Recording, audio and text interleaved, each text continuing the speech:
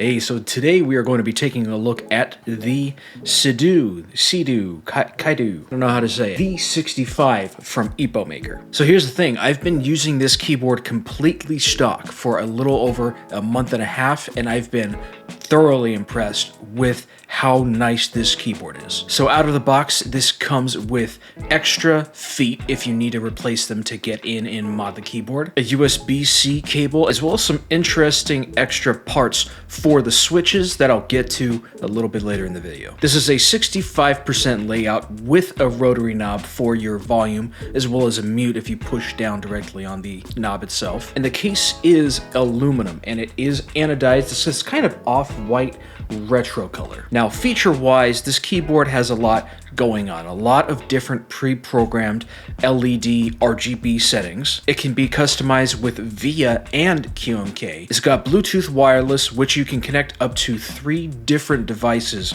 with one keyboard. Now, with that Bluetooth, there is a little bit of a noticeable delay if you're doing something that is time sensitive like gaming. So I wouldn't advise the wireless mode for gaming use, but wired, perfectly good, no noticeable delay there. One weird thing to note out of the box is that the V65 comes out of the box in 6-key rollover mode, and really you should just put it in NKRO. The keyboard comes with these die-subbed PBT keycaps that have a pretty nice texture to them. The legends are actually very crisp on all of the keys, even the smaller legends look really good. One thing that I did notice though is on the spacebar, there is a little bit of sheen that's developing where my thumb hits, mostly when I'm gaming. But when it comes to the actual alphas, even with the WASD keys, there's been no wear or shine developing on those at all. Now, the switches that come on this board are very interesting. These are matte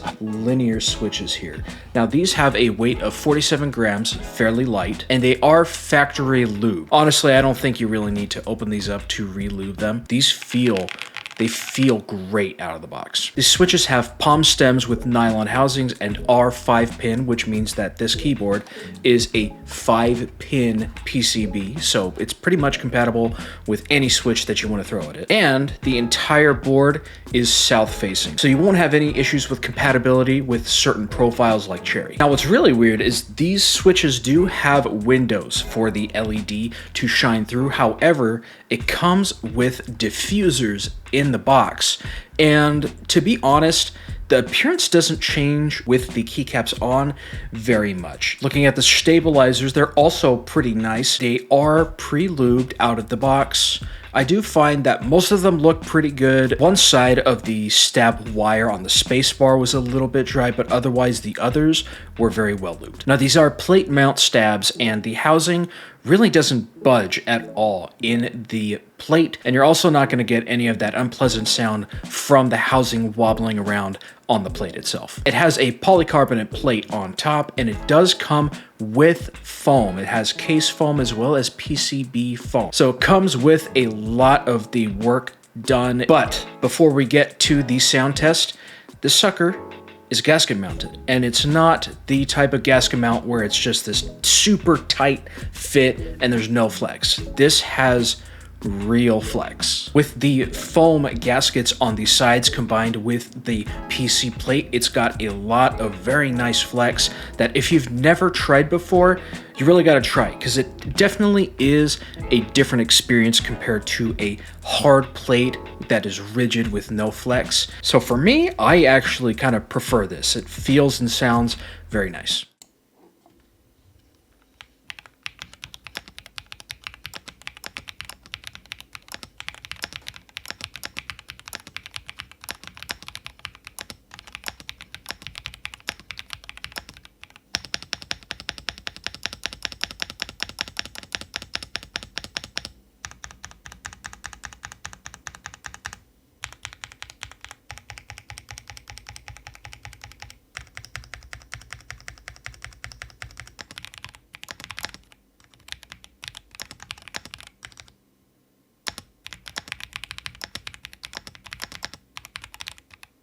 All right, so let's get to giving this keyboard a GECKO grade. Starting with gaming, I give the V65 a 7 out of 10. It's marketed as a gaming keyboard on Epomaker's website, but the features aren't necessarily completely geared towards gamers. The fairly light linear switches definitely are useful in terms of gaming keyboards. However, it feels like the actuation point is around 2 millimeters, so something more like a speed switch would be preferable. However, this is hot swappable, so if you have speed switches lying around, you could very easily swap these switches out and put whatever your preferred switch is in here. And of course, it's also not optical, and it's also not a Hall effect or analog type of switch, so you are missing out on potential performance there, at least in terms of gaming. If this had 2.4 hertz wireless, like with a dongle, this would actually be really nice for gaming with that wireless performance. For everyday use, I give the V65 a 9 out of 10. Honestly, the 65% layout is going to give you access to pretty much what everybody needs from a keyboard, including those arrow keys. And even though it doesn't have that top function row, it's very easily accessed with the function button. You still have the delete, page up, and page down buttons on the side, as well as that volume button. Having that knob available means that I don't have to alt-tab out of a game or whatever else. It's just very convenient to have to be able to mute or increase or decrease the volume, whatever I need at the moment. You save a lot of desk space by eliminating the extra keys that you don't need. And with a somewhat muted sound profile, you're not going to be bugging people if you have a lot of people around you. If you wanted to take this to the office, there's a lot of flexibility with what you can do with this keyboard. For cost, it gets a 9 out of 10. And that's for both the actual price as well as the time that you save with this keyboard. As long as you're looking for linear switches, these switches are already pre-lubed